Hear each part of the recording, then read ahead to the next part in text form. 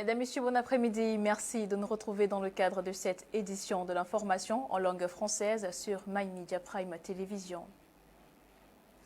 En ce jour, le Cameroun tout entier célèbre un événement exceptionnel.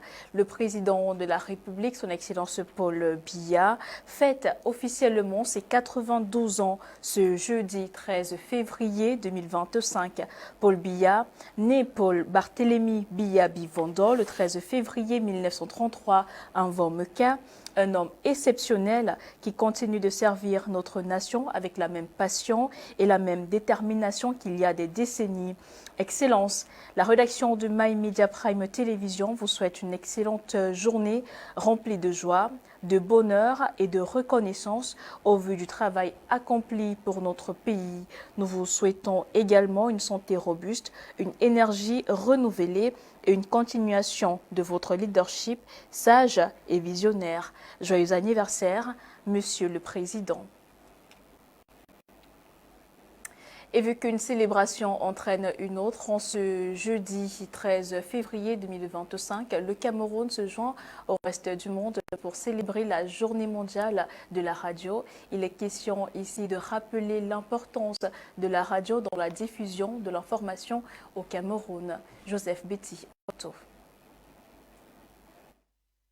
À une époque marquée par la vitesse de l'innovation technologique et la montée en puissance et rapide d'une nouvelle plateforme brillante après l'autre, la radio entame son deuxième siècle de service en tant que plateforme de médias la plus fiable et la plus largement utilisée au monde. L'histoire de la radio en Afrique noire démarre avec l'installation des premiers postes émetteurs en 1924 dans l'Union sud-africaine. Au Cameroun, la radio est introduite en 1941 à Douala pour diffuser des communiqués de la France libre. Des émissions seront interrompues en 1944, puis reprises et élargies à la demande des autorités en 1946. 79 ans plus tard, la radio est restée le média le plus pratique, rapide et facilement accessible. Le média radio, pourtant challengé par la multiplication des offres de contenu et la concurrence accrue des plateformes de streaming, confirme son leadership au sein d'un univers audio de plus en plus riche. Dans le pays, c'est la jeunesse qui prend la relève sur les antennes en offrant des contenus plus diversifiés et qui attirent l'attention des plus jeunes auditeurs. Le Témoin, Capital Info, NKJ Hotel, NKJ Car, ce sont toutes les filiales du groupe Saint-Christophe. On envoie de belles félicitations à notre promoteur qui sûrement est à l'écoute de cette... Plus qu'une note musicale, la radio est un outil puissant qui permet de partager nos histoires, nos cultures, nos valeurs avec le monde entier. Dans le domaine de la communication, elle joue un rôle crucial en permettant aux communicants de partager leurs messages, leurs passions et leurs projets avec le public. Musique, journaux, émissions de divertissement, des débats, podcasts, ces différents ingrédients se mélangent chaque jour dans ces médias intemporels qui est la voix des sans-voix, le témoin de l'histoire et le lien indéfectible entre les cultures. Elle forme, éduque, divertit et rapproche les peuples, franchissant les frontières et les générations. Cependant, la radio est de moins en moins écoutée au Cameroun, 1h36 en moyenne chaque jour. C'est l'un des derniers chiffres publiés à mi-février à la suite d'une enquête réalisée en Afrique francophone et publiée par l'hebdomadaire des confrères de Jeune Afrique. Néanmoins, la radio reste l'une des sources de l'information et des divertissements fiables, accessibles et facilement utilisables. Et pendant ce temps, la conférence annuelle des services centraux et déconcentrés du ministère de l'Habitat et du Développement urbain s'est ouverte ce 12 février 2025 dans la ville de Yaoundé. Les discussions étaient axées sur le développement urbain et la mobilité des villes. Francine Mani pour les détails. Conformément au thème de la conférence, à savoir perspective 2025 et contribution du sous-secteur urbain à l'amélioration des conditions de vie des populations, Célestine Kétié-Courtès, dans son discours, a précisé d'emblée qu'il s'agissait d'une évaluation constructive de la mise en œuvre des projets de voirie urbaine et d'assainissement dans le quotidien des Camerounais. Occasion ce jour de situer l'importance de ces assises. Il faut dire que cette rencontre annuelle des services centraux et déconcentrés nous donne l'espace nécessaire, n'est-ce pas, pour évaluer les actions menées pour l'amélioration des conditions de vie de nos populations dans notre sous-secteur, mais également partager les clés de succès, les leçons apprises. L'occasion a permis au ministre de l'Habitat et du Développement urbain de revenir sur les places des infrastructures comme moteur du développement économique de notre pays. Pour Célestine Kétier-Coutès, la rencontre de cette année est particulière car porteuse de consultations électorales, notamment celle d'octobre prochain. C'est une année d'évaluation et d'appréciation des grandes réalisations du terme des grandes opportunités. Il s'agit, après l'évaluation de 2024, de jeter les bases de 2025. C'est pour ça que le thème de notre rencontre est bien Perspective 2025. Le cap est fixé, ce sont les résultats visibles, immédiats et palpables qui permettront la poursuite sereine des grandes réalisations du chef de l'État. La cérémonie de présentation des vœux au ministre marquera la fin de la conférence de 2 jours ce 13 février. Et comme vous le savez certainement, mesdames et messieurs, le Cameroun a célébré le 11 février dernier la 59e édition de la fête de la jeunesse. Pour certains observateurs rencontrés dans la ville de Yaoundé par Marie-Rosine Kantonga, le gouvernement doit accentuer la sensibilisation de la jeunesse camerounaise sur les maux qui minent notre société. Écoutons. Ne vous fiez pas aux images que renvoie la vie de tous les jours. Avec 3,6% des populations ayant passé le cap de Pirche et plus sur le plancher des vaches. Ils ont raison, ceux qui disent que nous sommes parmi les cadets des nations. Le modèle que j'aurais voulu voir opérer sur la base de ces coordonnées démocratiques est celui à double détente d'une jeunesse porteur d'idées d'une part, tandis que les vieux déploient leurs expériences au quelque part. Ça a marché ailleurs. On n'invente pas la roue ici. Hélas, l'un des problèmes face auxquels nous butons, c'est une fois encore des images, des clichés actuels. Sextape au lycée, retour sanglant dans les rues des grandes villes avec le phénomène des microbes, désordre urbain et agressions diverses. Un s'est même gracifié l'année dernière de matricide, classé parmi les sommets de l'horreur. Ôter la vie à sa mère et la ranger en petits morceaux dans une mallette comme des gigots de viande, de vulgaires gigots de viande pour se débarrasser du corps. La jeunesse d'aujourd'hui comme celle d'hier fonctionne de manière identique. Diderot Denis laissait entendre, je cite, « Les jeunes aiment mieux d'être blâmés que d'être oubliés ». Fin de citation.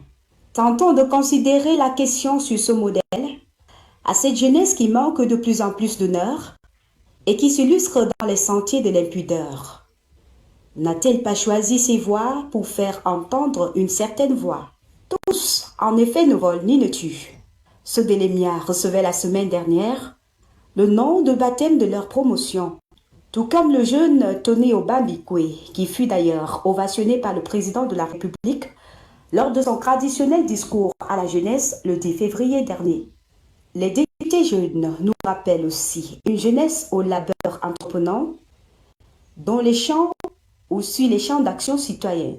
Je voudrais faire comprendre à la jeunesse, surtout les jeunes filles, de se mettre dans le travail, de ne pas aimer la facilité, d'être entreprenante, quel que soit le domaine agro-pastoral, de ne pas se laisser avoir par des hommes, d'être toujours actif, quels que soient les domaines. On peut gagner notre vie, même en travaillant manuellement, même en travaillant moralement.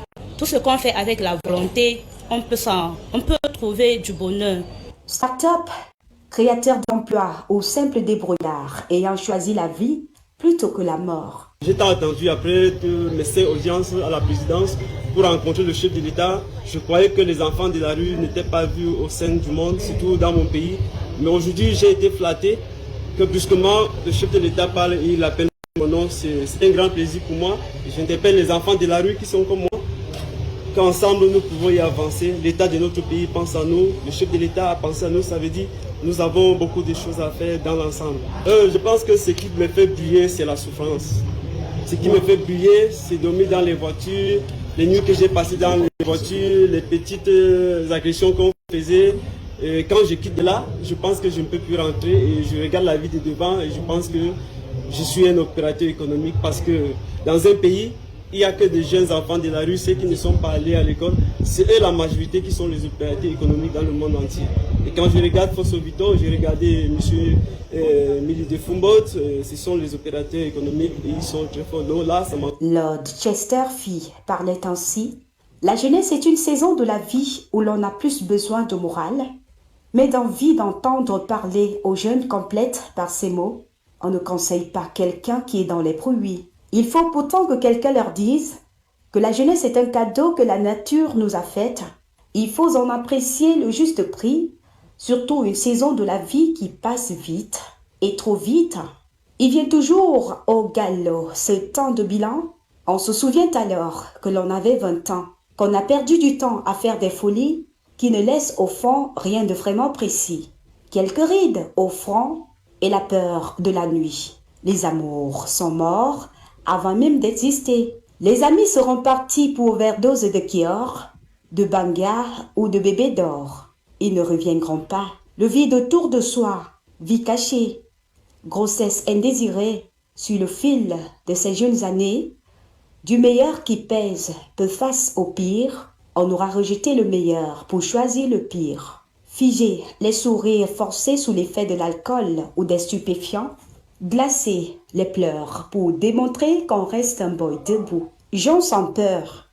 Cela en valait-il réellement la peine d'en avoir 20 ans? Une problématique qui nécessite une prise de conscience chez cette jeunesse. Cameroun de demain, fer de lance de la nation. La célébration de la 59e édition de la Fête nationale de la jeunesse, cette fois-ci dans le département du Mongo, région du littoral, a été marquée par une décentralisation renforcée. Écoliers, lycéens et militants et militantes des partis politiques ont unifié leurs voix pour célébrer l'unité et la jeunesse camerounaise. L'esplanade de la place des fêtes de Mombo a vibré ce 11 février 2025 lors de la 59e édition de la fête de la jeunesse.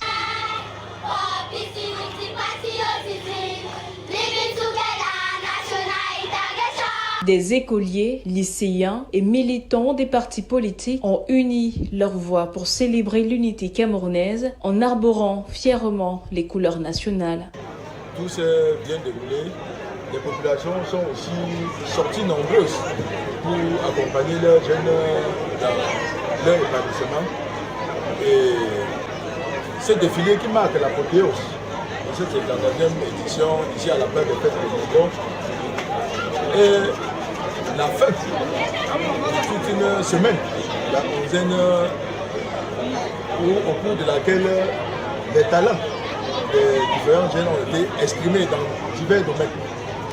Donc, je suis une autorité complète et nous avons spécifiquement prévu un paquet minimum pour les jeunes. Le public a fait pour mon bord et vu le projet BIP 2025 à mon bord, la jeunesse de mon bord est prête à le démontrer en 2025 et 2026 que nous sommes ensemble et un vote massif à 100%. Le clou de la cérémonie a été la spectaculaire mobilisation de 800 jeunes défilants de l'OJR-DPC, symbole de soutien massif au président Paul Biya pour l'élection présidentielle d'octobre 2025. Vous-même, vous avez découvert avec moi que la fête a connu une forte mobilisation populaire. Mombo est sorti de tous les villages, un peu de partout pour venir célébrer ensemble avec nous ici cette fête. Grâce à notre appui, parce que nous avons mis les moyens de locomotion pour que les populations rurales sortent massivement pour fêter avec nous ici sur place. Ainsi, s'est achevée la célébration de la fête de la jeunesse à Mombo, dans le département du Mongo, marquée par une décentralisation renforcée.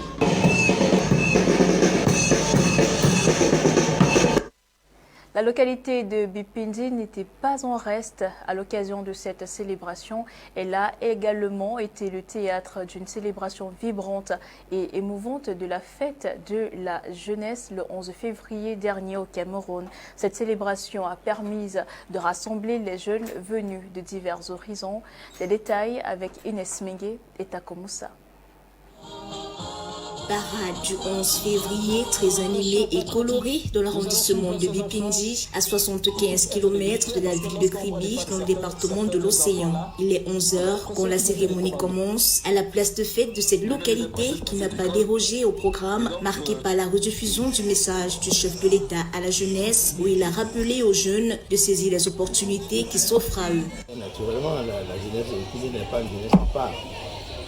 C'est une jeunesse à part entière au Cameroun, qui vit au Cameroun et qui est bien au courant des opportunités que le gouvernement ouvre pour la jeunesse. Démonstration de force des pygmées, Bageli, qui étaient au devant de la scène, montrant leur culture et tradition à travers des danses et en prenant une part active à la parade qui a vu la participation très colorée des écoles maternelles, primaires et secondaires de Bipindi Centre et de Makouré, sans oublier les mouvements et associations avec l'OJRDPC et le mouvement franquiste. Il est donc défilé à Bipindi ici pour que tous ces jeunes qui sont ici, dans l'arrondissement de Bipindi, dans le département de l'Océan, doivent connaître que le mouvement franquiste est là pour réunir toutes les jeunes du Cameroun et en plus dans le sud, dans l'arrondissement de Bipindi.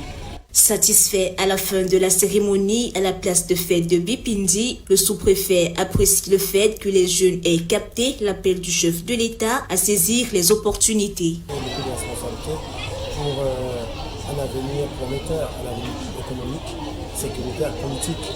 Que les jeunes sachent saisir ces opportunités pour pouvoir s'affirmer demain pour que le Cameroun, n'est-ce pas, ait à relever les défis qui lui sont imposés. Donc pour ma part, je me réjouis de ce que la jeunesse de Bipindi ait eu à prendre ces messages à bras le corps. Et nous l'avons constaté aujourd'hui à travers la marche du défilé que cette jeunesse s'est accrochée à ses idéaux et a manifesté son alliance et même sa reconnaissance à l'égard du chef d'État et à l'égard des pouvoirs publics. Toujours dans l'arrondissement de Bipindi, une démonstration de force a eu lieu à Ndoua où les jeunes ont défilé et démontré leur attachement aux idéaux de la nation. Le rendez-vous a été pris pour l'année prochaine par la jeunesse de cette localité qui promet de saisir toute opportunité qui se présente à eux comme contribution au développement de la société. À la suite de ce reportage, mesdames et messieurs, parlons de toute autre chose.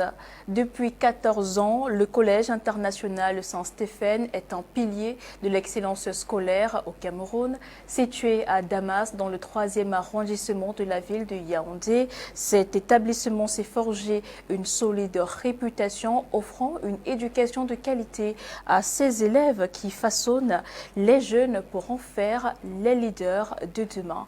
Jean-Paul Kébin, Romuald Ngatia pour les détails. St. Stephen's International College se distingue par son approche appropriée à l'éducation.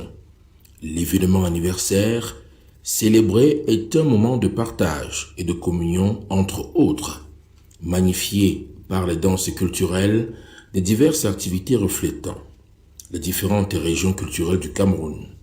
Le Fambeti, les Grassfields, les Sawa et le Sahel ont été présentes. Ces performances ne célèbrent pas seulement la riche culture camerounaise, mais soulignent également l'engagement de l'école à préserver et à promouvoir la diversité culturelle parmi ses étudiants.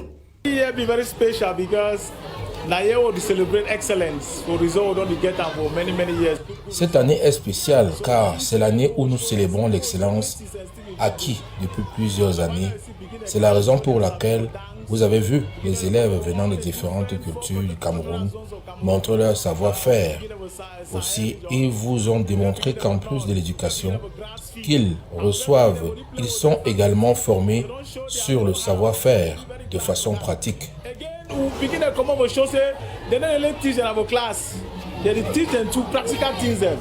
St. Stephen's International College a su cultiver un environnement où les étudiants ont l'opportunité d'exceller dans divers domaines des sciences, aux arts, cultures traditionnelles, ainsi qu'à la technologie moderne.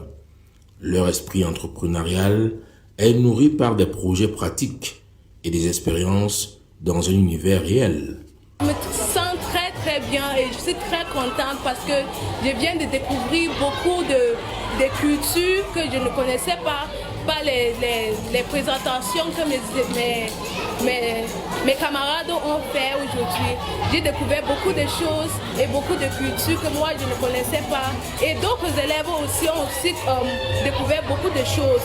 Et à travers cela, on peut comprendre notre pays et aussi connaître notre pays en tant qu'un pays de culture. Cette célébration marque non seulement un engagement envers l'excellence académique, mais aussi l'engagement constant de l'école à développer des individus équilibrés. De la réalisation innovante, les étudiants de St. Stephen's illustrent par la créativité, l'entrepreneuriat et la passion de grandir. Ce que nos élèves ont présenté aussi aujourd'hui, monsieur, je suis très fier parce que ça démontre que le St. Stephen's International College est comme le Cameroun en miniature. Comme on dit, St. Stephen's Cameroun en miniature. Ces enfants, ils maîtrisent tout le pays. Et les enfants qui ont bien dansé, les enfants du Nord-Ouest qui ont dansé la danse du centre, du Nord et du littoral, ça veut dire que ces enfants veulent seulement qu'on les forme. Les enseignants ont pris le temps pour les former. Et notre but à St. Stephen's, c'est l'excellence. L'excellence dans la discipline, l'excellence dans l'académie, l'excellence dans la culture du Cameroun. Le Collège international St. Stephen's reste déterminé dans sa mission en continuant de façonner des étudiants non seulement brillants académiquement, mais également responsables, prêts à diriger avec intégrité. Avec un corps professoral de mérite, l'école est prête à vous accueillir et à poursuivre son héritage d'excellence.